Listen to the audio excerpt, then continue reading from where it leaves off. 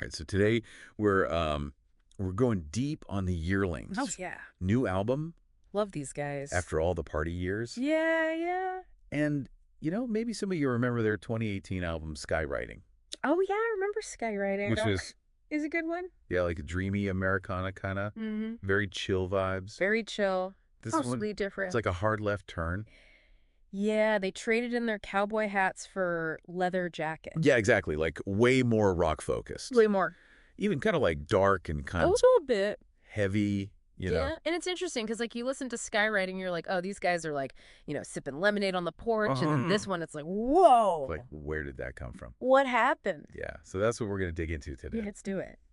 So, like, why the shift? Well, to understand this album, I think you really have to look at what's been going on in the world. Yeah. In the band's own lives. Right. I mean, think about it. The past few years, Cool. pandemic, war, global unrest, it's kind of been like a... Gloom and doom. Yeah, gloom and doom kind of vibe. Yeah, for sure. And you can hear it in the music. You can definitely hear that reflected. And I actually think it's even reflected Yeah. in the album art. Oh, absolutely. It's stark, almost unsettling. Yeah, it's like... But it sets the tone perfectly. It definitely sets the tone for the whole thing. Yeah. So, they went from Skywriting, which was this, like, really pretty, dreamy cover art, Yeah. to this album, which is just black and white. Black and white and kind of like... Just very stark. angular and like, yeah. Yeah. It's a statement. It is a statement. For sure. But I am curious, does this album completely abandon the sound that they established with Skywriting? It doesn't entirely... I mean, you can still hear that, like, signature sound. Okay. Especially from Bertram Morris. He plays, like, a bunch of instruments. Yeah, he's like their secret weapon. He is. He's amazing. I mean, the slide guitar, the pedal steel keyboards. You can especially hear it on tracks like Medicine Ball. Oh, yeah. But it's just, like, grittier, more distorted this time around. Yeah, there's like a layer of something. It's like they're channeling that global anxiety I was talking about. Right through the music. Right through the music. You can feel it. Yeah. And Torn Bags of Asian Takeout That's a good one. is another one where Maurice really shines. Oh, yeah. I read one review that described it as a sonic hangover after a global feast. Ooh, I like that. Isn't that good? That's really good. But it's not all doom and gloom, right? No, no, no. There are still those moments of melodic beauty Oh, absolutely. on the album. Yeah, like Your Silhouette, for example. Yeah. That one is, like, hauntingly beautiful. Yeah, it is. And it's, like, nestled right in the middle of all this heavier rock stuff. It's like a palate cleanser. Yeah, exactly. It's like a breath of fresh air. A reminder that even in, like, the darkest times, there's still beauty to be found. Yeah, for sure. Eh. Okay, so let's talk about Show it. some potential hits. Yep. Blistering Clouds. Oh, yeah.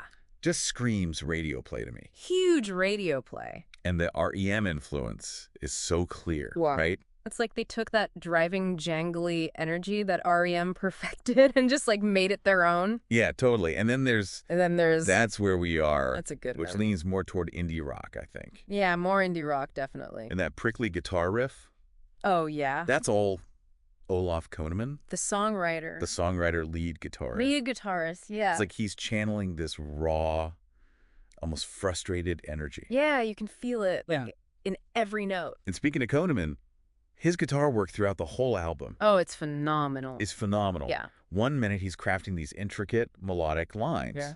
And the next, he's letting loose with these incredible breathing solos. Mm. You know, the kind that feel like they're almost talking to you, Yes. full of emotion. So much emotion. I gotta admit, Yeah. I'm not a huge guitar aficionado, but even I was blown away. Yeah, he's incredibly talented. And he uses those different styles to, like, create a real emotional arc throughout the whole album. It's Yeah. like a journey. Yeah. You know, It's like a story. Like, Here Is Your Life. Yeah. You get this, like, Birds-esque melody Yes. that feels almost hopeful. Yeah. And it's like, is Koneman searching for a way out of all this darkness he's exploring? Yeah, like after listening to the first half of the album and then Here's Your Life comes on, Mhm.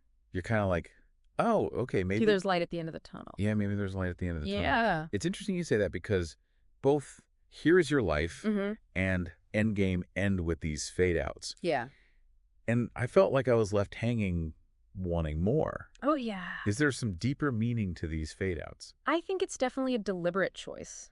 Like in Endgame, it's like Koneman builds to this massive climax Yeah. supported by this eerie organ from Bertram, Yes. and then silence. It's like, It's jarring. it's unsettling. Yeah. Does it symbolize that sense of incompleteness? Ooh. Like the world is still grappling with these big issues. You know what? You're right. Because if you think about it, Yeah.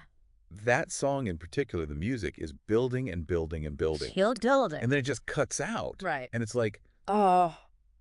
It's like, but wait, it needs resolution. I need more. And Torn Bags of Asian Takeout has a fade out too. That's true. And it makes me wonder if the Yearlings are saying that the party Parties. isn't truly over. Oh. Like it's just simmering beneath the surface. Right. Maybe the end is just the beginning of something new. Ooh. I like that. Yeah. That's really good. So it's like after all the party years, Yeah. maybe there's more party to come. Maybe the after party. Exactly. That's a good way to put it. Yeah. So we've got this incredible blend of country and indie rock with this powerful musicality from both Koneman and Maurice exploring these themes of like global unrest, personal struggles. And it's not just like surface level stuff either. No, it's deep. It's deep. It makes you think. It makes you think, but it's those fade outs, Yeah. those unresolved endings that really stick with you. They do. What's next for the Yearlings? Where do they go from here? Well, we know they're performing live on March 16th in Bringe, Netherlands. Oh, cool. I didn't know that. Yeah, so maybe So we'll get some answers. Their performance will offer some clues. Yeah, like maybe even a different ending to Endgame. Who knows? Woo. I like that. Something to think about. Something to think about for sure.